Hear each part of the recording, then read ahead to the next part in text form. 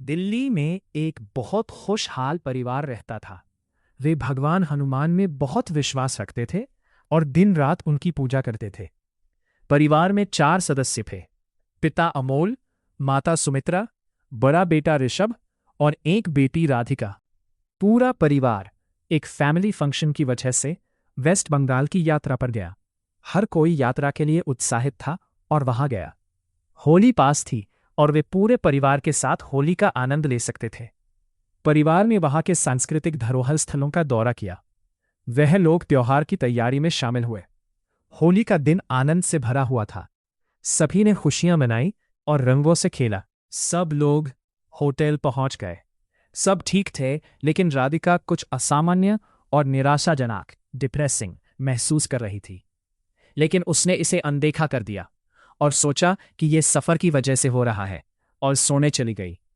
अगले दिन वो अधिक ऊर्जावान, एनर्जेटिक महसूस कर रही थी और फंक्शंस में शामिल होने के लिए तैयार हो गई। जैसे ही वह स्थल पर पहुंचती है, उसे किसी की उपस्थिति महसूस होने लगती है। अचानक उसे लगता है कि कोई उसे खंबे के पीछे से देख रहा है। जैसे ही वह वहां जाती है और देखने ही वाली होती है, उसकी मां उसे बुला लेती है। वह नहीं जानती थी कि वहां कुछ ऐसा था जिस पर उसे खड़ा नहीं होना चाहिए था। अब खेल बदल जाता है। सारे फंक्शंस खत्म हो गए थे और वे अपना सारा सामान पैक कर रहे थे, और उसमें अपने बैग में एक लाल पोटली मिली। राधिका ने सोचा कि इसमें उसके ईयररिंग्स होंगे। उसने अनदेखा किया और वापस दिल्ली उड़ गई। उसकी मां सुमित्रा ने उसका सामान अनपैक किया, लेकिन गलती से पोटली अपनी अलमीरा में रख दी। राधिका एक बहुत ही मिलानसार बच्ची थी और परिवार के साथ बहुत समय बिताती थी।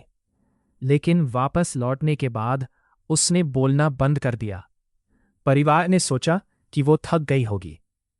एक हफ्ता बीत गया और उसने अपने कमरे से बाहर आना बंद कर दिया।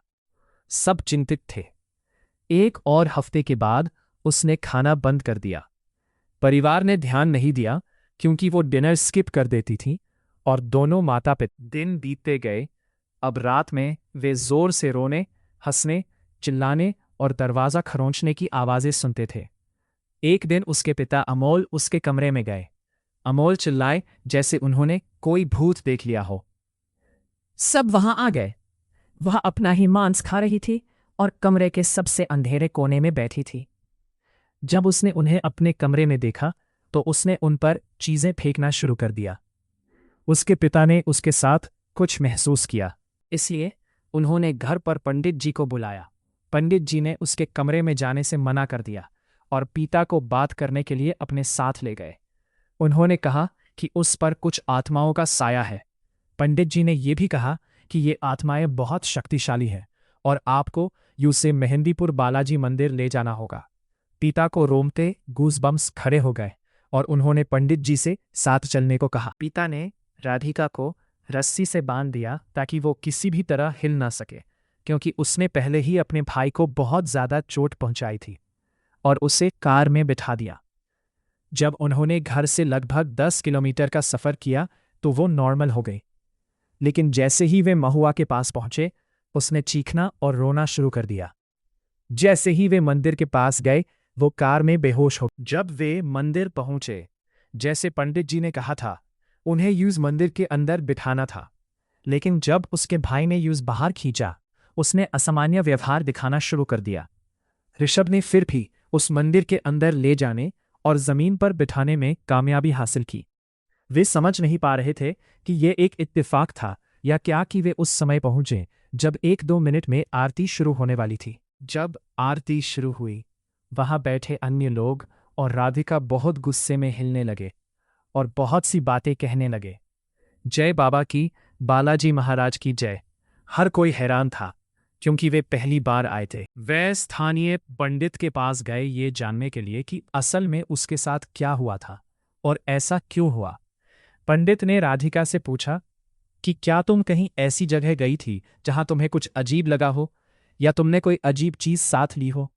राधिका ने जवाब दिया कि वह वेस्ट बंगाल में फैमिली फंक्शन में गए थे, जहां उसने कुछ अजीब महसूस किया और खंबे के पीछे कुछ देखा। पंडित ने कहा कि वही एक गलती थी जो तुमने की, और नतीजे तुम्हारे सामने हैं। मुझे समझ नहीं आया। क्या आप कृपया सब कुछ साफ साफ समझा सकते हैं? पंडित ने समझाया कि सब कुछ पोटली की वजह से हुआ। यह पोटली शापित थी और जो कोई भी इसे अपने साथ ले जाता है वह बुरी आत्मा के कब्जे में आ जाता है। राधिका हैरान थी कि पोजेशन और बुरी आत्माओं जैसी चीजें असल में सच थीं। उसके बाद पंडित ने कहा कि तुम यहाँ इस समस्या के साथ आने वाली अकेली नहीं हो। हजारों लोग हैं जो उसी समस्या के साथ आते हैं जो सबको होती है, और यहाँ तक कि कुछ लोगों की समस्या इससे भी ज्यादा होती है। साथ ही उस पोटली को अपने घर से लगभग 1-2 किलोमीटर दूर जला दो ताकि बुरी ऊर्जा दोबारा ना आए।